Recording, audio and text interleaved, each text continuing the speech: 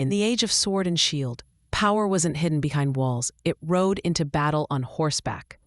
Kings, dukes, and lords weren't just figures on a map. They were right there in the fray, rallying troops and charging into chaos. But bravery had its price. When steel clashed, were these elites hunted like prized game or respected like untouchable icons?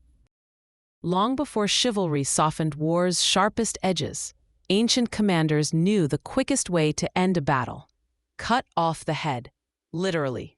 In 331 BC, Alexander the Great launched a thunderous charge directly at King Darius during the Battle of Gaugamela.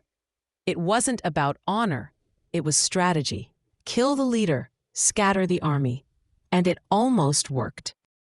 Fast forward to the Middle Ages, and a strange paradox took hold. Knights dressed for war, but fought by a code. The idea of killing a noble outright began to feel distasteful. Why slaughter a man whose ransom could buy a castle? As warfare became a chess game of wealth and reputation, nobles became more valuable alive than dead. But that respect had borders. During the Crusades or Mongol invasions, no one played by the European rulebook. When worlds clashed, courtesy was crushed underfoot. And in peasant revolts, nobles weren't symbols of valor. They were symbols of oppression. Many met their end not on the field, but at the hands of angry mobs.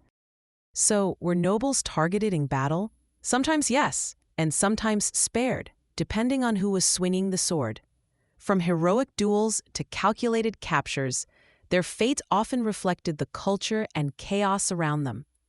One thing's for sure: no title could ever truly shield someone from war.